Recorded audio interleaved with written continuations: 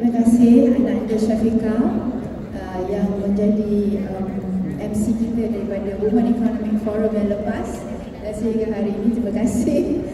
Dan Bismillahirrahmanirrahim. Assalamualaikum warahmatullahi wabarakatuh. Dan terima kasih kepada kekanda-kekanda, adinda-adinda, bonda-bonda, saudara, saudari, datuk-datuk dan datin yang dapat hadir pada petang yang penuh rahmah ini. Saya ingin mengucapkan terima kasih terlebih dahulu kepada semua. Dan hari ini sesi dialog kita, forum yang akan kita buat ini, ia bertemakan akses, maruah dan sistem. Kenapa tiga elemen ini sangat penting? Kerana ianya berkait rapat dengan kehidupan dan masa depan wanita. Hari ini kita bercakap tentang akses, kita bercakap tentang peluang, tetapi tentang keupayaan wanita dalam pendidikan, keuangan, kesihatan dan peluang ekonomi yang adil masih banyak diperkatakan dan masih belum dapat mencapai seperti mana yang kita harapkan. Jadi untuk itu maruah pula. Kenapa maruah kita mesti berbicara berkenaan maruah? Maruah ini adalah terhadap wanita itu sendiri. Bagaimana kita dan setiap wanita bukan sahaja kita diberi maklum kita ni penerima bantuan, kita penerima segala kebajikan, tetapi kita juga adalah individu yang sangat berdaya, yang sangat bermaruah. Seperti mana yang kita lihat sehingga hari ini, bagaimana wanita-wanita Malaysia menjadi contoh pemimpin-pemimpin di seluruh dunia. Dan di samping itu, apakah sistem yang ada di dalam negara kita ni dah sedia cukup baikkah untuk kita semua? Adakah perlu diperbaiki? Adakah perlu ditambah baik? Mari kita sama-sama hari ini mendengar daripada panel-panel kita yang sangat berwibawa, bukan saja berwibawa tetapi sangat masyhur dalam bidang-bidang mereka. Saya percaya panelis yang kita ada hari ini akan memberi dan membawa pengalaman, perspektif yang amat berharga buat kita pada petang ini. Saya ingin memperkenalkan seperti mana kita tahu Yang Berhormat Senator Puan Saraswati. Senator Saraswati bukanlah orang yang baru dalam bidang politik negara dan pimpinan negara. Beliau adalah ahli Dewan Negara Parlimen Malaysia dan juga adalah rakan pengurusan firma guaman. Beliau adalah juga seorang solicitor dan juga pernah berkhidmat sebagai Timbalan Menteri Perpaduan Negara dan Timbalan Menteri Pembangunan Usahawan dan Koperasi. Sekaligus beliau memainkan peranan penting dalam memperjuangkan nasional pertumbuhan ekonomi inklusif serta permekasaan usahawan dan pengusaha. Tak lain dan tak bukan yang kita amat kasihi, Datuk Seri Ramplanya kita, Dr. Maimunah Muhammad Sharif, bekas mantan Datuk Bandar kita masa beliau lagi Datuk Bandar. Memang heboh lupa ni. Masa tepukan sikit. Ada tak yang mengikuti berlari pakai baju hurung, kain plekat, kain batik lupa? I can still remember that. And then lepas beliau kini adalah sebagai penasihat harta tanah Petroleum Nasional Berhad. Mari kita bagi tepukan yang kedua. Dan juga beliau mempunyai pengalaman yang sangat luas dan juga adalah mantan kepada bekas pengarah eksekutif UN Habitat Dunia, peringkat dunia. Kalau orang sebut tentang Datuk Maimunah kat UN Habitat tu, takkan mesti semua orang akan tahu siapa dia, apa yang telah beliau bawa untuk bukan sahaja di Malaysia tetapi di dalam negara. Dan begitu juga Datuk Amy kita, Amy Suraya, Datuk Sri Hussein yang Presiden Perniagaan dia bawa ada minyak Indorat selama hari ini dan beliau adalah tokoh korporat. Siapa tak kenal Sri Malaysia? Siapa tak kenal Hotel Sri Malaysia? Pakar dalam industri pelancongan dan juga edukasi perusahaan kecil dan sederhana, dan beliau mempunyai pengalaman yang sangat luas dalam membangunkan keusahawanan negara. Tanpa melengahkan masa, soalan saya yang pertama, kita ni mengejar masa sebenarnya. Kita cuba buat yang sebaik mungkin dan tolong catatkan apa yang akan panel-panel kita perkatakan hari ini, kerana nak minta mereka sampai ke tempat ini adalah alhamdulillah, syukur pada Allah SWT kerana mereka bersetuju untuk bersama kita memperjuangkan apa juga tentang wanita. Sampai pengalaman kita. Yang berhormat Datuk Senator Saraswati, dalam usaha memperkasakan wanita di Malaysia, kita sering bercakap berkenaan akses. Namun realitinya masih wujud jurang yang ketara. Pada pandangan YB Senator, apakah cabaran paling kritikal yang masih menghalang wanita daripada mendapat akses yang seksama kepada pendidikan, ekonomi dan kepimpinan? Dan apakah satu tindakan yang berimpak tinggi yang perlu dipercepatkan pada kita semua untuk hari ini? Terima kasih. Terima kasih kepada penajuk program ini yang sungguh bermakna, dan saya juga ucap terima kasih atas jemputan yang diberikan kepada saya untuk menjadi salah seorang panel antara panel yang begitu gemilang di sini, the glorious ladies on the stage. Soalan tadi mempunyai telah sentuh atas 4 aspek. Pertamanya berkenaan dengan akses, kedua jurang, ketiga cabaran, dan juga keempat tindakan. Pertamanya berkenaan dengan akses. Bila kita bicara berkenaan dengan akses dalam konteks wanita, sepanjang masa ini kita telah membincang berkenaan dengan akses kepada pendidikan tinggi, peluang pekerjaan, peluang pembangunan diri dan sebagainya. Jadi asasnya adalah peluang pendidikan. Di situlah bermula perjuangan kesaksamaan kepada wanita untuk berdekat-dekat. Dan selepas hampir 200 tahun, 200 years, is not a one day effort. Selepas perjuangan yang berterusan oleh tokoh-tokoh wanita, persatuan dan aktivis-aktivis yang seperti yang kita boleh lihat pada hari ini, kita telah berjaya untuk menjadikan pendidikan satu yang wajib untuk anak-anak kita, kanak-kanak perempuan, dan pendidikan tinggi pun diberi peluang yang sama. Di antara kalau dalam konteks Malaysia, pendidikan tinggi dan juga peluang pekerjaan, kita tidak ada sebarang kekanganlah yang ketara. Dan dari segi penceburan dalam perniagaan ataupun dalam bidang, ada juga bidang yang di mana wanita telah melebihi lelaki, seperti dalam perguruan, jururawat dan sebagainya. Tetapi adakah ini bermaksud kita telah menghapuskan jurang di antara lelaki dan wanita? Jawapannya adalah jelas tidak.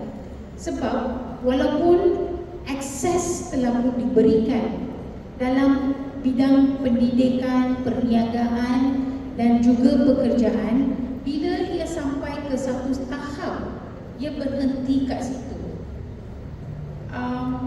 Dari segi bidang di mana wanita telah melebihi lelaki, itu pun bukannya hasil daripada hasil daripada apa yang kita nampak sebagai satu kewibawaan wanita. Ini lebih kepada kegemaran wanita dan juga kegemaran lelaki untuk menjadi jururawat, bidang-bidang di mana lelaki tidak mempunyai begitu minat. Di situlah wanita dapat melebihi lelaki. Jadi ini adalah lagi satu perkara yang kita boleh nampak jurang. Walaupun ada bidang di mana kita melebihi lelaki, tetapi ini adalah bidang-bidang di mana lelaki menunjukkan kurang minat. Dan juga jurang itu boleh lebih ketara apabila kita berbanding di kawasan luar bandar dengan bandar. Dan ia juga lebih ketara semakin kita pergi ke peringkat atas, pengurusan lebih tinggi, pimpinan dan sebagainya. Jadi saya nampak jurang ini harus dikurangkan. Ini adalah pandangan semua wanita yang memajukan ataupun memperjuangkan hak wanita. Jadi apakah cabaran yang dihadapi dalam mengurangkan jurang ini? Daripada akses sekarang jurang, bagaimana kita boleh mengurangkan jurang ini. Di situlah cabaran kita, sebab yang lain semua kita tidak mengambil sebarang peluang ataupun kita tidak merebut peluang lelaki. Ini adalah sesuatu yang telah dibuka kepada semua. Tetapi apabila kita naik ke atas, apabila yang menjadi lebih sempit, peluang itu menjadi lebih kecil, ia menjadi satu tempat di mana kita terpaksa menunjukkan kita mempunyai kekuatan dan juga keupayaan yang lebih besar. Maksud saya, katakan seorang lelaki, minta maaf tuan, bila kita ada bila ada pilihan di antara dua orang, kalau cut-off point untuk lelaki adalah 80 di peringkat atasan, for cut-off point for women mungkin tidak tertulis, tapi daripada sudut pandangan mereka yang memilih adalah 90. Jadi itu menjadi cabaran besar. Dan apabila kita pergi lebih ke atas dan apabila ada persaingan, dan persaingan apabila apabila melibatkan wanita sebagai seorang wanita yang telah melalui proses ini, saya nampak lebih cenderung kepada yang mereka yang mengalahkan kita lebih cenderung kepada body shaming, character assassination, dan juga mereka pilih apa-apa tak ada batas. Padahalnya bila kita nak bersaing dengan lelaki ataupun pihak lelaki, kita tak pilih perkara-perkara itu. Kita lebih bersedia untuk menonjolkan bakat kita.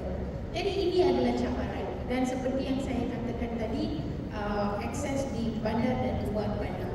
Dan bagaimana kita boleh atasi masalah ataupun cabaran ini? Ini adalah hanya boleh atasi dengan kegiatan seperti ini.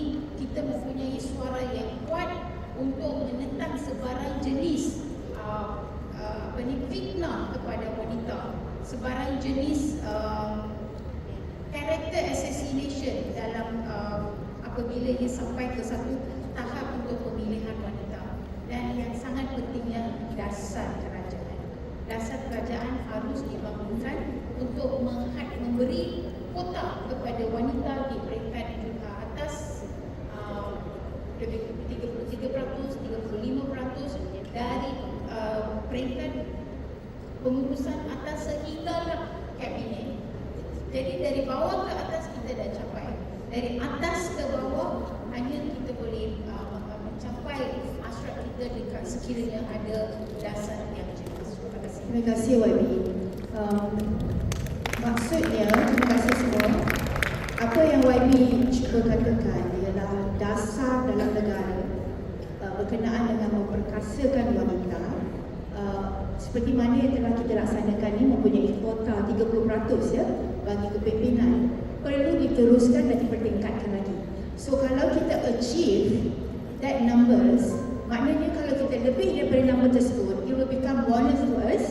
Dan I think in terms of leadership, is leadership by example. I think kalau kita lihat dari segi pembangunan bandar, yang kita lihat contoh yang telah Datuk Seri Town Planner Dr. Maimunah maklumkan dan pengalaman beliau, saya ingin melihat bagaimanakah akses Datuk boleh diperluaskan secara lebih inklusif, khususnya kepada wanita. Dan pengalaman Datuk sendiri bukan hanyalah di dalam negara tetapi di dunia, ya, di bawah kepimpinan dunia dan membawa mandat Malaysia dan juga kepimpinan wanita itu sendiri. Bagaimana kita nak memperlihatkan seperti yang telah dibincangkan baru-baru ni Datuk Seri di UN Women CSW 70, kebetulan saya berada di sana, tentang akses kepada keadilan untuk wanita dan kanak-kanak perempuan. Dan hari ini melalui pengalaman Datuk Seri, bagaimanakah ciri-ciri pembangunan mampan ini boleh diketengahkan bagi memberi inklusiviti untuk wanita dan juga youth di dalam negara kita, dan juga membawa mandat tersebut ataupun plan tersebut ke seluruh dunia. Silakan Datuk. Terima kasih Datin atas soalan panjang itu nanti.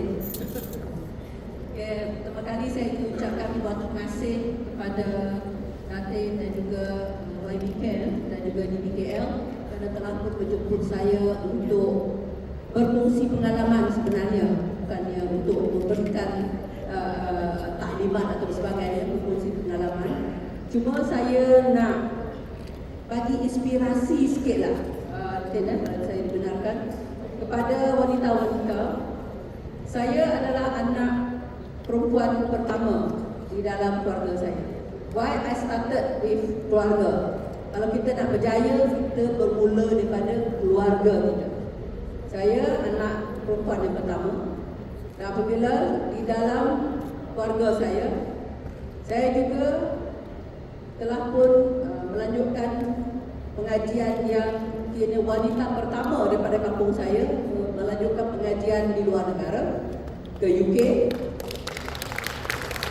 Saya juga balik ke Malaysia selepas 5 tahun di UK. Panjang cerita dan dipendekkan. Pengarah perancang bandar yang wanita pertama di Pulau Pinang. Saya Pulau Pinang di sini lah, tapi saya bekerja di Pulau Pinang. Saya juga menubuhkan Georgetown World Heritage Incorporated dan the first GM, General Manager for CWK. Dan saya juga menjadi wanita pertama yang dipertua Majlis Perbandaran Seberang Perai. Dan saya juga telah pun di headhunted wanita Asia pertama yang memegang jawatan Under Secretary General dan Executive Director of UN Habitat. Ini bukan saya nak membanggakan diri, saya nak bagi inspirasi.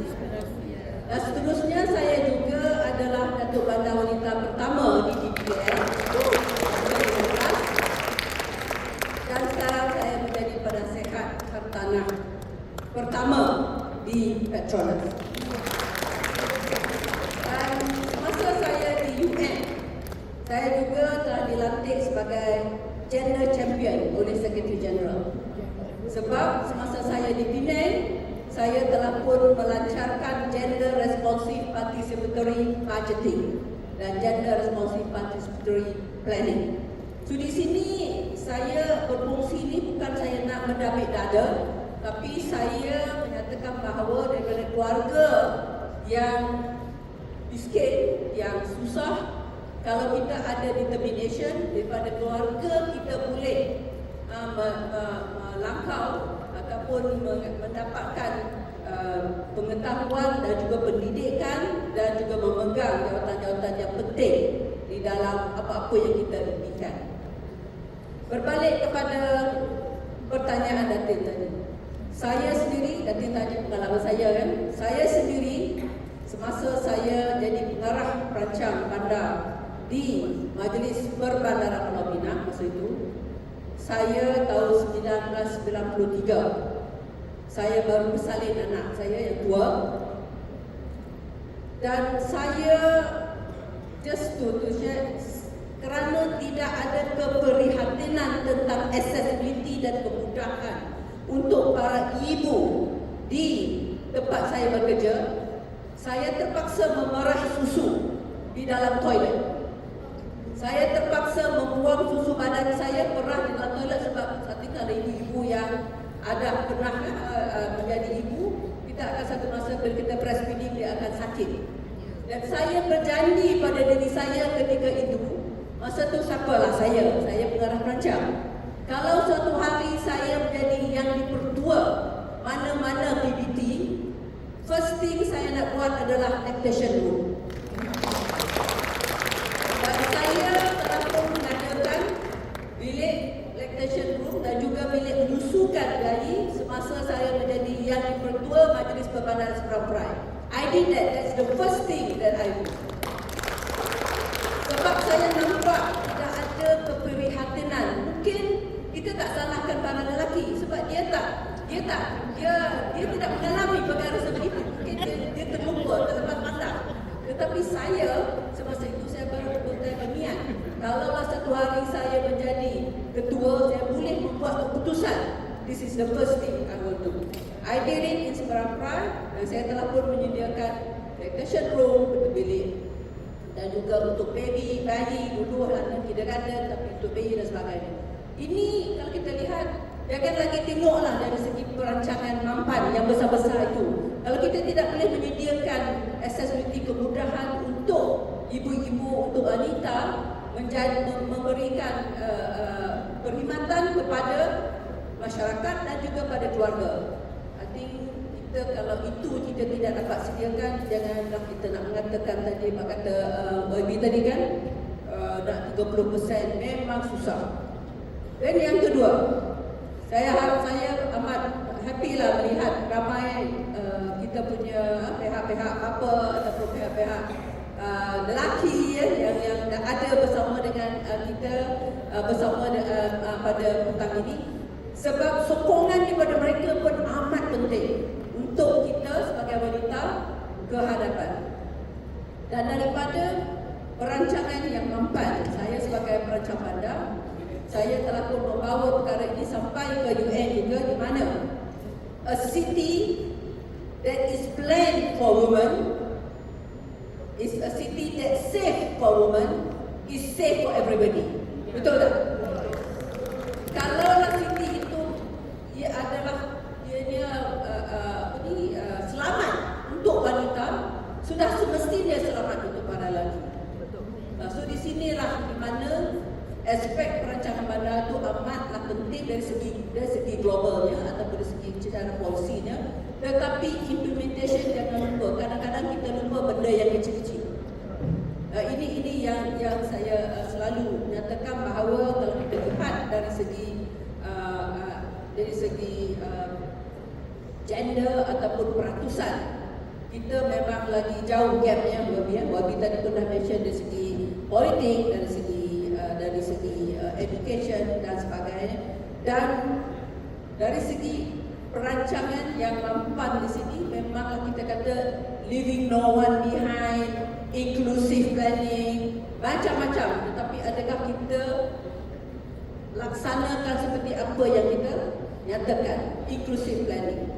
Because kalau kita lihat daripada gender responsive participatory planning, gender di sini bukan hanya perempuan, tetapi lelaki, perempuan, orang-orang OKU, kanak-kanak dan sebagainya. I think ini adalah amat penting. That's why kalau kita semasa saya di UN dan juga di balik-balik kita di BKL, kita lihat balik semula dari segi accessibility, dari segi perancangan local plan kita yang di mana telah pun disediakan nanti mengikut aspek-aspek participation ataupun public participation bersama dengan semua, sama ada wanita dan juga ada lelaki.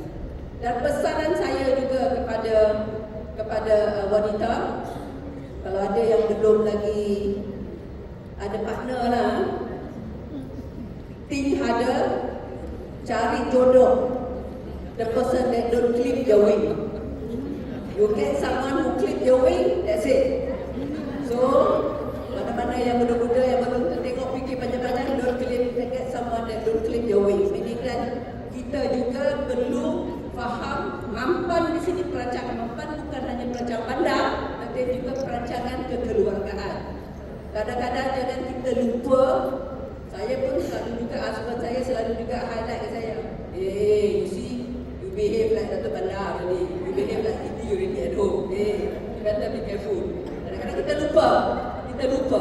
So di sini kita walaupun bisa tahap mana tingginya kita, tetapi dari segi kemampanan kekeluargaan itu adalah amat penting. Saya juga memberi peringatan pada diri saya sendiri dan juga berkongsi dengan tuan-tuan perempuan. So di sini kemampanan bukan hanya kemampanan bandar, tetapi juga kemampanan dari segi kekeluargaan, kemampanan dari segi ekonomi, kemampanan dari segi sosial, dan juga kemampanan dari segi psikologi, mental health.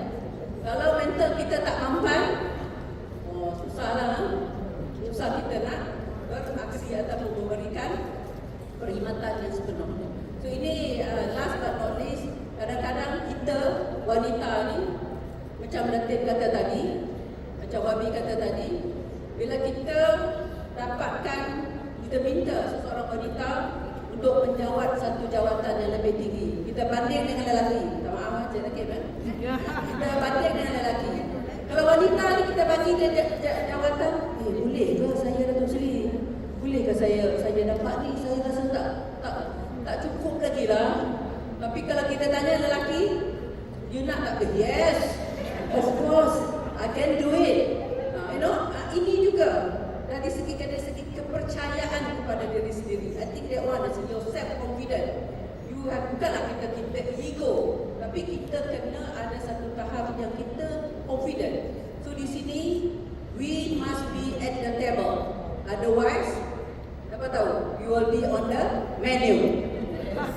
You must be at the table. Please read buku Sheryl Sandberg di mana lead in, many of you all lead in. They said she said, please be at the table, otherwise you'll be on the menu. And we don't want to be on the menu. Thank you, Datin. Thank you, Dato'.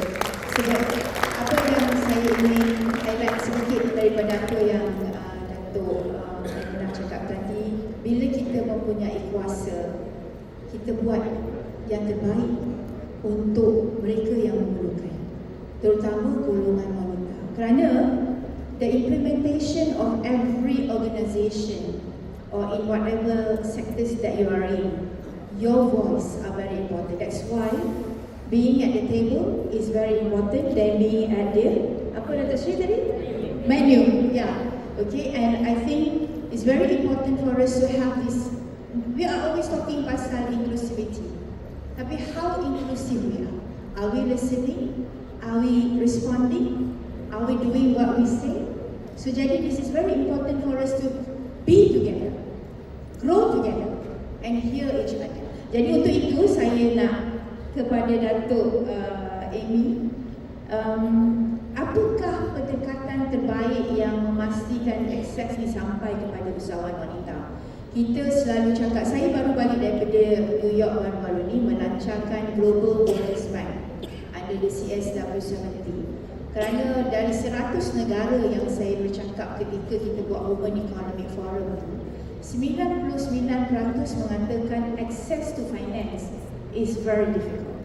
And of course, today kita nak mendengar daripada Datuk sebagai Presiden dan juga association yang terunggul, terlama, yang mempunyai ahli yang ramai.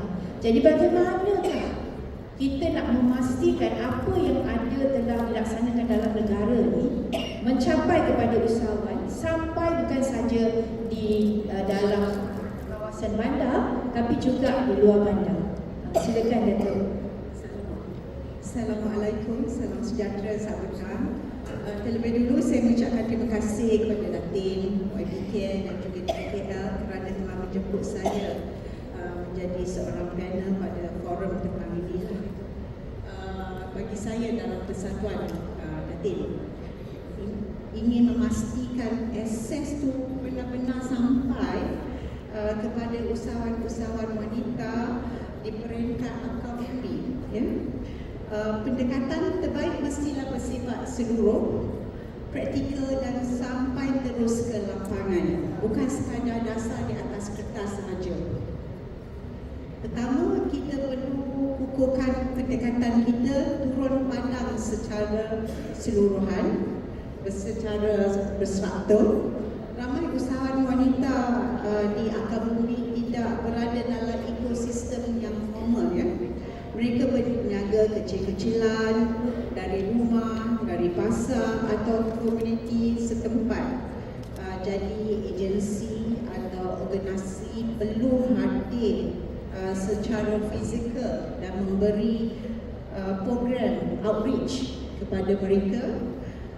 Klinik penjagaan bergerak dan kerjasama dalam memimpin komuniti tempatan agar maklumat, bantuan atau apa-apa information dan latihan benar-benar sampai kepada mereka. Kedua, akses kepada biayaan macam Datin cakap tadi lah, financial perlu dipermudahkan kerana memang wanita hadapi tekanan dalam menyediakan documentation lah, ya. cagaran atau rekod kredit. Jika kita perlu memperluaskan modal pembiayaan alternatif seperti mikrokredit, pembiayaan berasaskan komuniti dan sokongan tanpa cagaran yang disertakan dengan bimbingan, itu adalah lebih mustahil kerana kadang-kadang bila bank atau facilities yang mereka berikan secara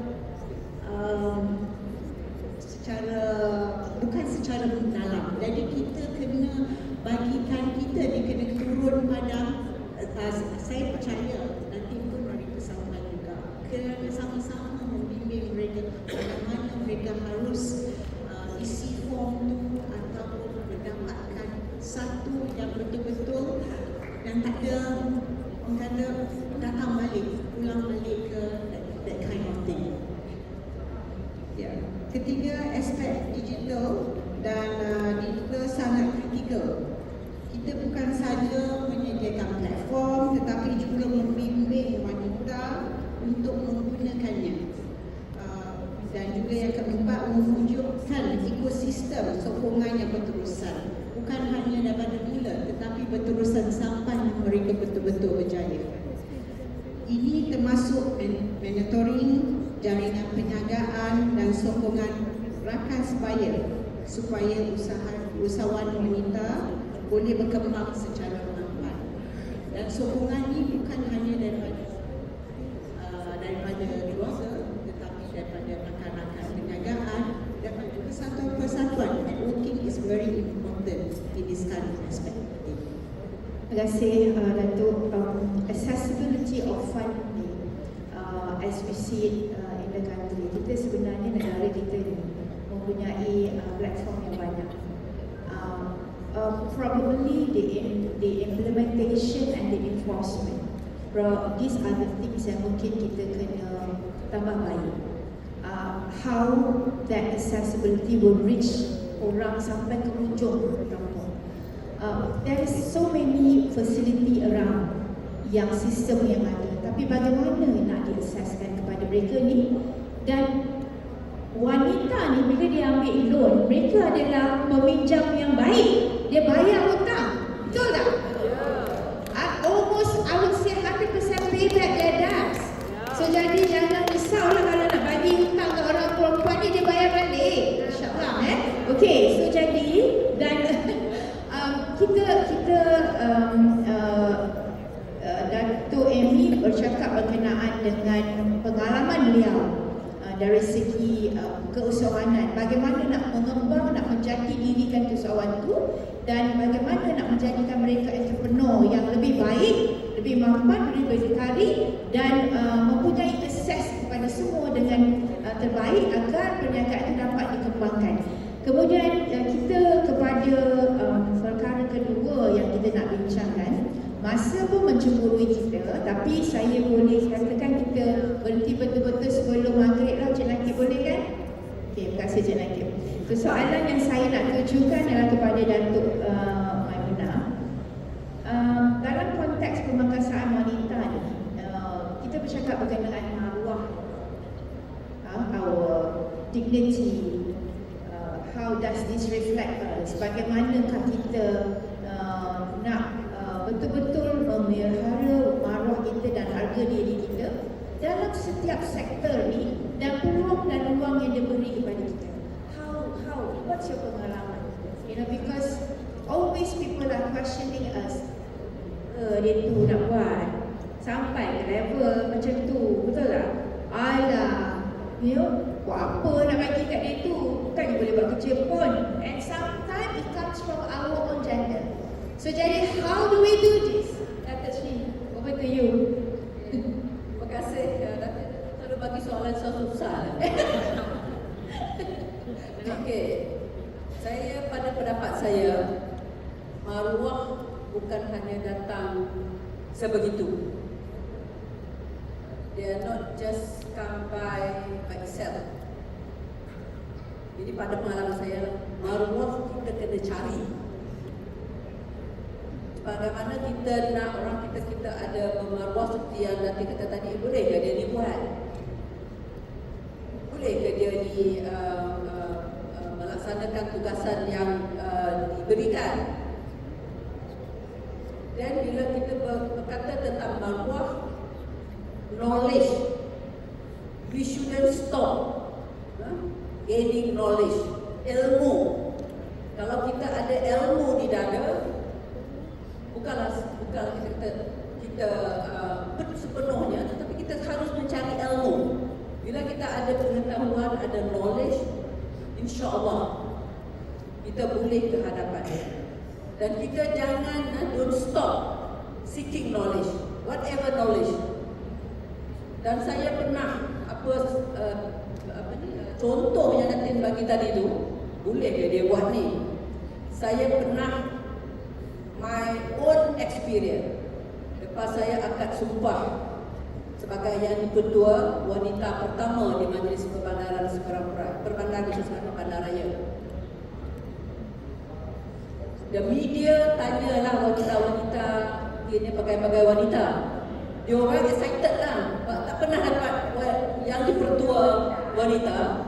Dia kata, oh, we are looking forward for the wanita. Kita pasti Datuk masa tu, tak Datuk lagi lah, Puan Maimunah boleh membimbing kami dan sebagainya. Tiba-tiba dia tanya kepada ahli majlis lelaki, bagaimana peranan, bagaimana pendapat Tuan berkaitan dengan sekali pertama ni mendapat yang pertua wanita. Guess, boleh tak? Bagaimana jawapan daripada lelaki tersebut? Ya? Ahli majlis lelaki. Beliau menyatakan, cakap bahasa Inggeris masa tu saya ingat lagi, saya dengar. I don't have any problem working with that lady. If that lady know how to perform, how to do her work. That lady, I have a name.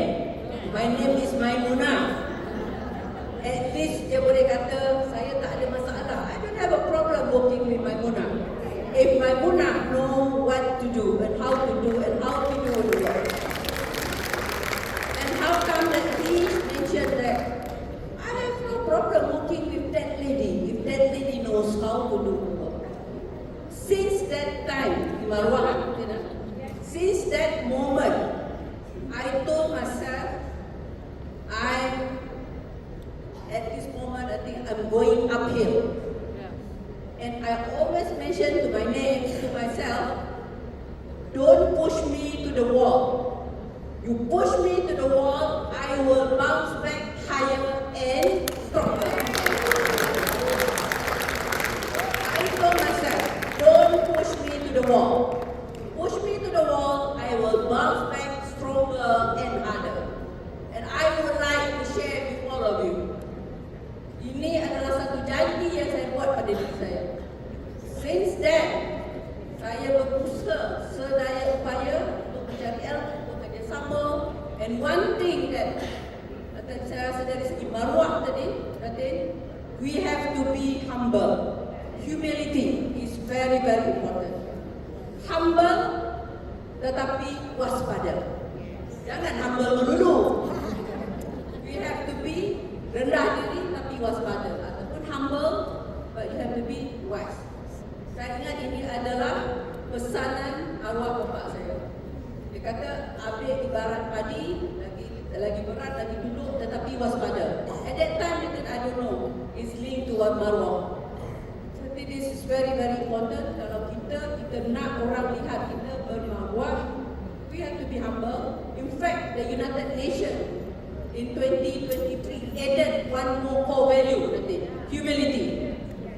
Because at that time, I think the Secretary General seen that those people who are on the payroll of UN memang tinggi hidup.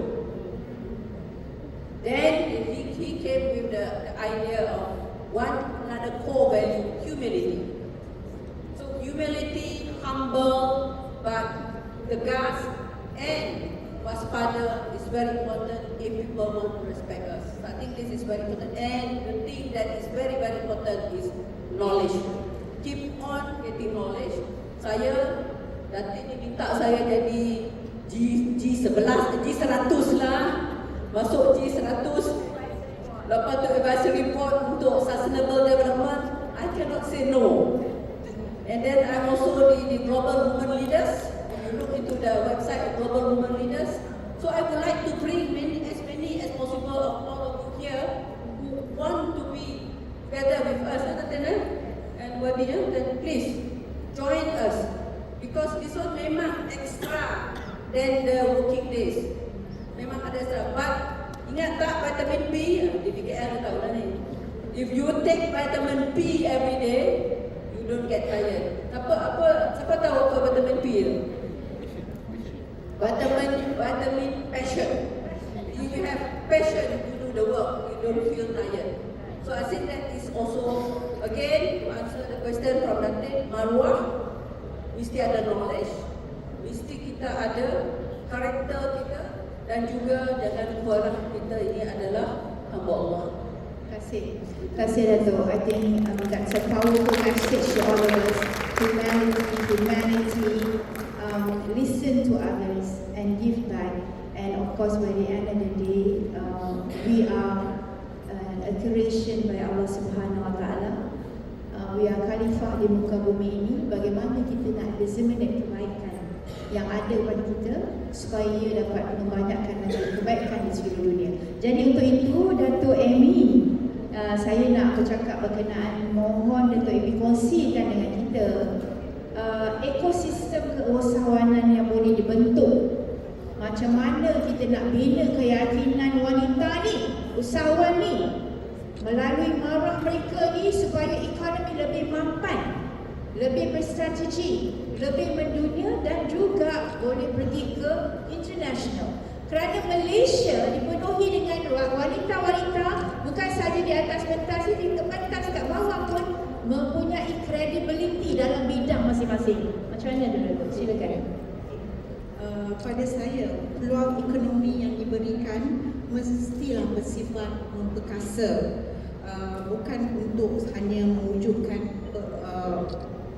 sesuatu sahaja, supaya wanita mampu berdikari, membuat keputusan sendiri dan mengembangkan perniagaan mereka dengan yakin. Ya? Saya rasa juga mewujudkan ruang selamat dalam inklusif wanita untuk berkembang. Ini termasuk platform jaringan seperti yang saya cakapkan tadi, komuniti sokongan, program mentoring di mana wanita boleh belajar, berkongsi pengalaman dan membina keyakinan mereka tanpa rasa dihakimi. Dan juga pada saya, bukan dari sudut ekonomi, tetapi juga sebagai individu yang mempunyai inspirasi dan potensi. Dan kita perlu menanam budaya bahawa kejayaan wanita adalah sesuatu yang normal dan harus diraihkan. Kerana saya tahu di Malaysia ni ramai wanita-wanita yang berjaya, tapi kita tak tunjukkan mereka.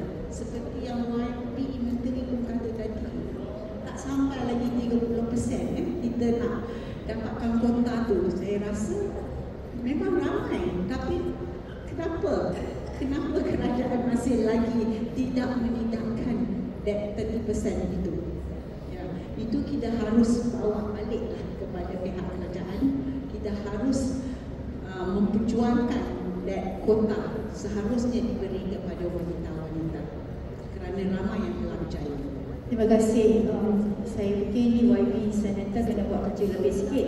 Hari ni dah dengar macam-macam permohonan tentang kota ni.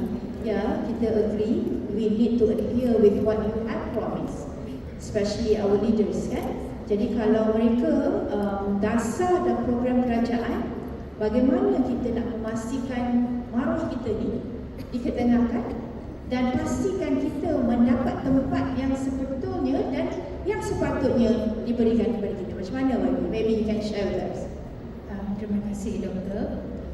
Dalam ucapan tadi yang berhormat Menteri Datuk Seri Noraini telah menyentuh bahawa apabila ada perjuangan untuk memberi peluang ataupun akses kepada wanita pada zaman-zaman dulu, ada hujahan-hujahan tajam bahawa wanita tidak mempunyai kekuatan ataupun dari segi fizikal ataupun mental, tetapi ujahan yang sangat kuat adalah ia akan menjejaskan rumah tangga dan juga ia boleh meruntuhkan institusi kekeluargaan.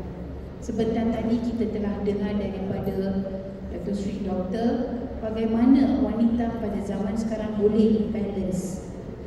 Datuk Seri Doktor telah menyentuh bagaimana apabila beliau berdepan dengan satu situasi kena perang susu, tetapi sebelum itu Datuk Seri telah menerangkan kejayaan dalam kerjaya beliau.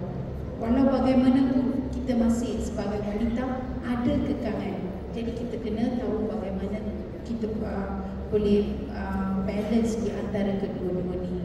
Jadi kita hanya boleh ready menembus maruah kita sekiranya kita ada seorang yang boleh memahami keperluan, kehendak, cabaran dan sebagainya yang dialami oleh wanita. Dan saya juga petik daripada pengalaman Datuk Seri di mana apabila beliau sendiri mengalami satu cabaran iaitu untuk memerah susu bayi yang selepas baru beranak, beliau telah beristizam untuk menubuhkan lactation center. Itulah emosi seorang wanita boleh memahami cabaran dan juga kekangan-kekangan yang dialami oleh wanita. Jadi kita perlukan wanita di tahap yang lebih tinggi di setiap bidang, di setiap peringkat. Kalau kita ada perwakilan wanita dari segi dalam sektor swasta ataupun sektor awam, GLC atau mana-mana badan ataupun pertubuhan ataupun institusi, kalau kita ada wanita di peringkat atas, kita boleh dapat satu pemahaman berkenaan dengan keperluan untuk menjaga maruah wanita. Sebagai saya boleh beri dua contoh. Apabila saya menjawat sebagai jawatan sebagai Timbalan Menteri di Kementerian Pembangunan Usaha dan Koperasi, bila saya masuk, saya secara kebetulan dapat tahu ada satu jawatan kuasa pembangunan wanita yang tak bergerak langsung. Telah ditubuhkan tetapi tak bergerak langsung. Hanya ditubuhkan, tak ada terms of reference pun disiapkan. Apa sebabnya? Sebabnya yang menteri, Timbalan Menteri tak pernah ada seorang wanita di kementerian tersebut. Jadi apabila saya memegang jawatan sebagai Timbalan Menteri, satu-satunya saya tanya kebenaran daripada menteri adalah untuk menerajui jawatan kuasa pembangunan keusahawanan wanita. Dan pada situ saya telah berjaya membuat TOR dan telah menjemput wanita dalam bidang keusahawanan persatuan-persatuan untuk dapat tahu the first hand information. Apa yang saya dengar itu sebahagiannya kita sedang bincang pada hari ini. Jadi saya dapat membentangkan satu kertas sebagai contoh untuk meningkatkan umur pinjaman, sebab wanita mereka mula menghadapi masalah kewangan setelah suami tiada ataupun suami sudah besar. Jadi di situlah cabaran mereka, maruah mereka tak boleh pinjam daripada keluarga dan sebagainya ataupun saudara mara. Dia perlu berdikari. Jadi apabila kita ada seorang yang boleh faham ataupun boleh dengar dan memahami emosi dan juga keperluan wanita, kita boleh melaksanakan sesuatu. Dan contoh kedua, apabila saya menjadi Timbalan Menteri di Kementerian Pembangunan Usahawan, saya kata kita ada banyak program perpaduan, tetapi perpaduan bermula dari rumah. Dan siapa yang mengasuh anak adalah ibu. Jadi saya kata kita harus beri pengiktirafan. So saya telah cadangkan satu program wanita sebagai obor perpaduan. Saya kata kita kena melintasi daripada Perlis sampai Johor, daripada Perak sampai Pahang, Kelantan dan seluruh pelosok kita bawa obor, memberi pengiktirafan kepada pembangunan perpaduan dalam kalangan masyarakat majmuk. Apa yang saya diberitahu oleh pegawai-pegawai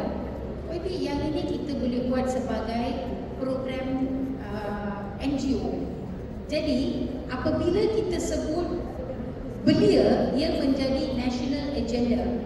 Tetapi apabila sampai program seperti ini, pengiktirafan sebagai obor perpaduan negara, ia menjadi NGO event. Begitulah dia punya pandangan yang seperti yang saya telah terangkan oleh panel ahli panel sebelum ini. Jadi kalau kita nak tembus maruah kita mesti ada kita mesti ada wanita memegang jawatan tinggi, dan mereka yang memegang jawatan tinggi harus prihatin dan juga sensitif kepada keperluan kekangan cabaran wanita seperti yang telah dilakukan oleh Dr. tadi. Terima kasih YB.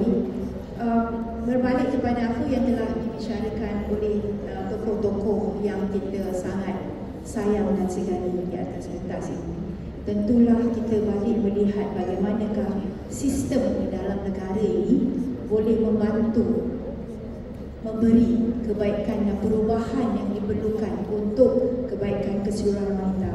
Masa mencemburui kita ada lagi 5 minit. So I would like to pass kepada tiga panel yang saya sangat hormati ni. Seorang 2 minit, boleh 2 minutes or whatever minute lah, it does not matter. 1 minute, okay. Maybe we can also have two Q&A later. But let us sum up the whole program.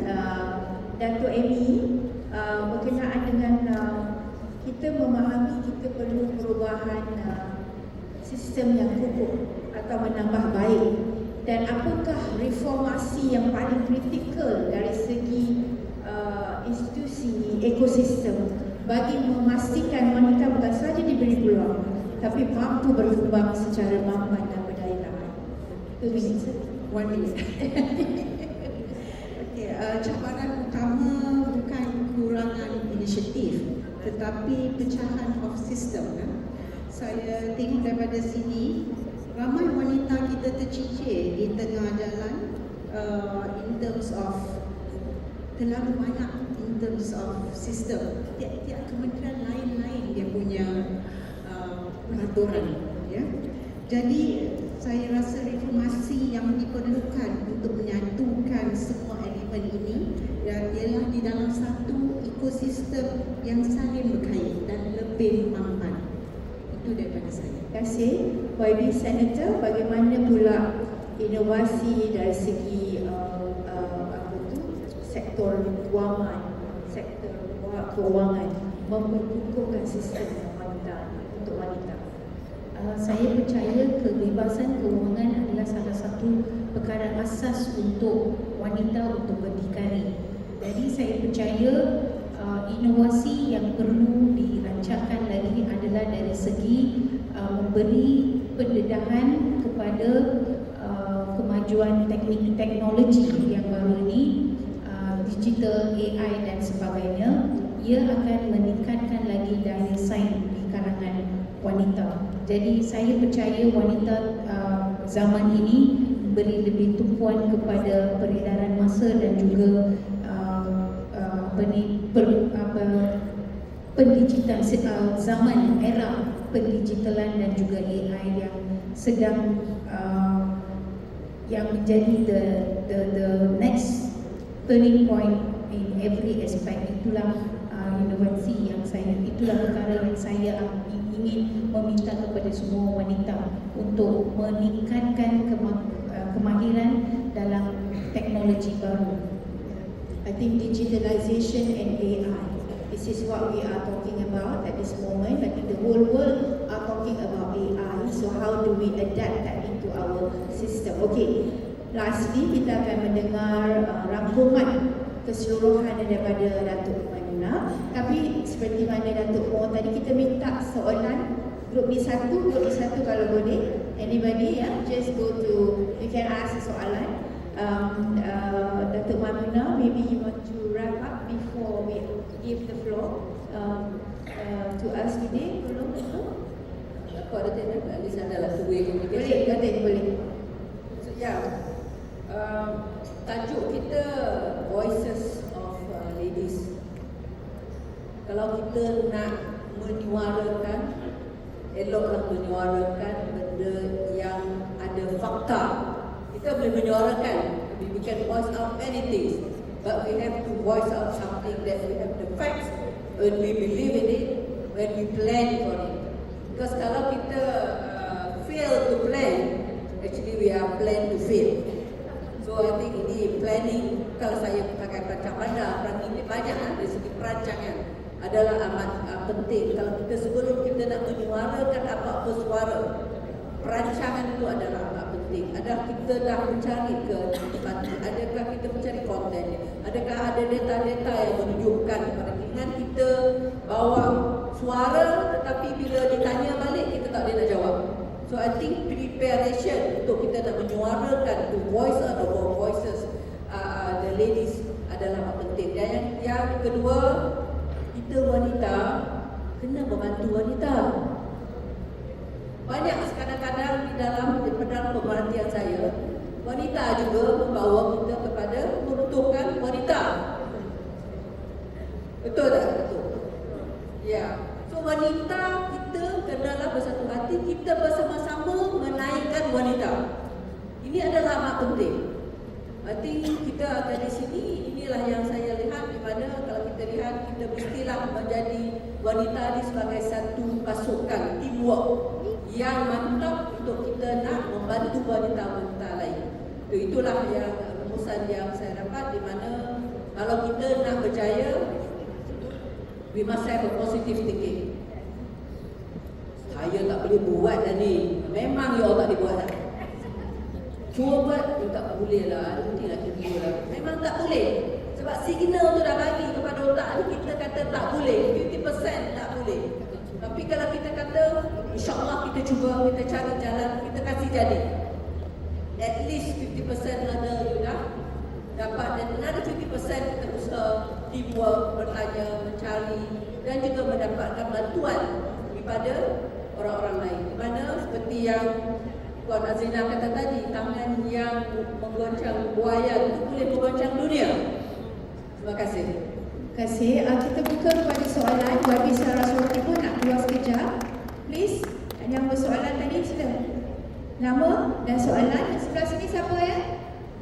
Datuk Azrin, tak ada nak soalan? You duduk depan sekali. Oh, Datuk dah besar. Sila. Okay, sila. Somebody give a microphone please. Yes. Sila. Okay. Bagi je sekejap je. Tunggu saya sila. Okay, sila. Assalamualaikum. Pendek je. Daripada Berjaya, saya nak minta nasihat daripada Datuk Sri Maimunah. Sebab kita memberkaya wanita, macam support wanita. Saya banyak jumpa dan termasuk saya sendiri, selepas wanita melahirkan anak, ramai saya pada karier tapi last dia rasa gagal. Dia sayang pada karier tapi dia rasa gagal, bukan dia gagal. Dia sayang karier dia tapi dalam masa sama dia nak support anak dia.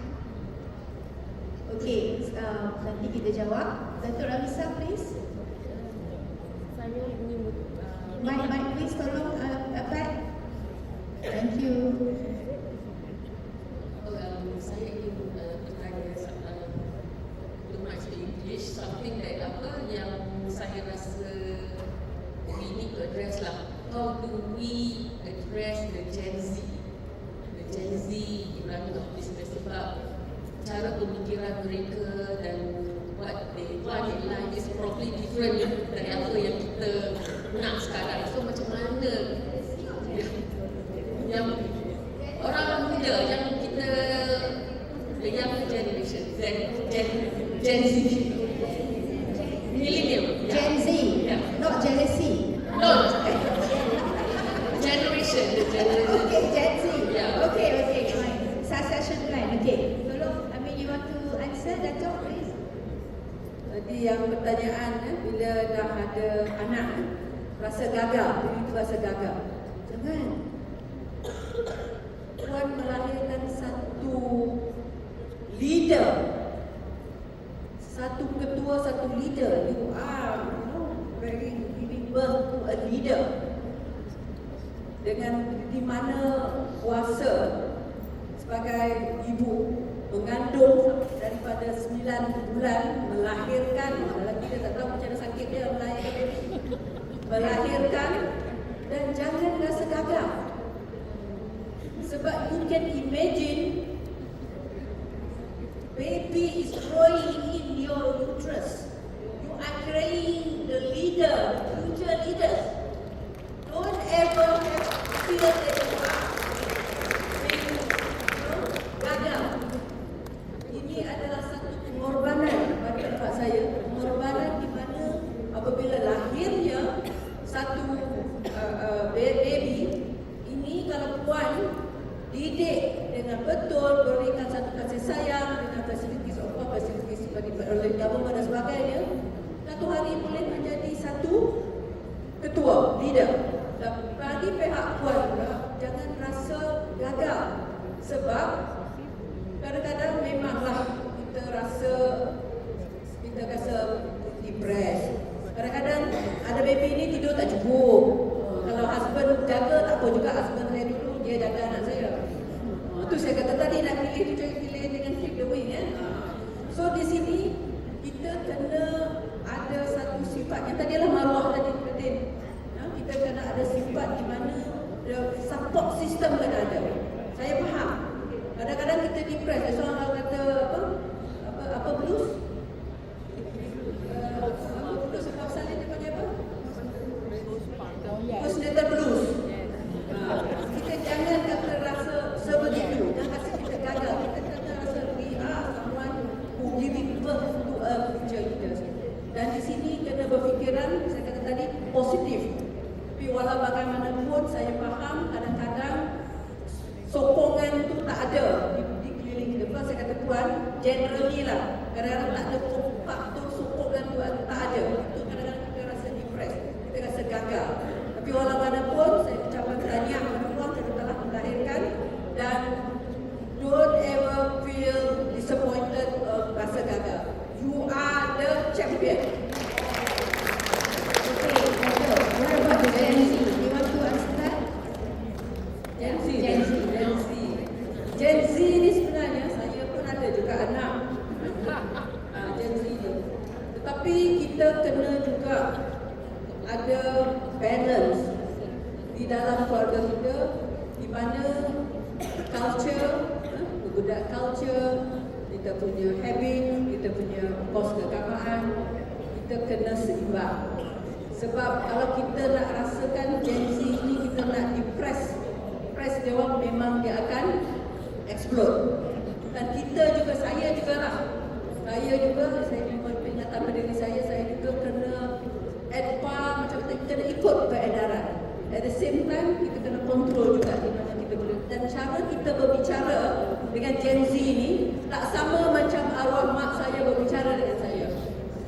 Kalau dia kata adik jangan pergi, saya tak pergi.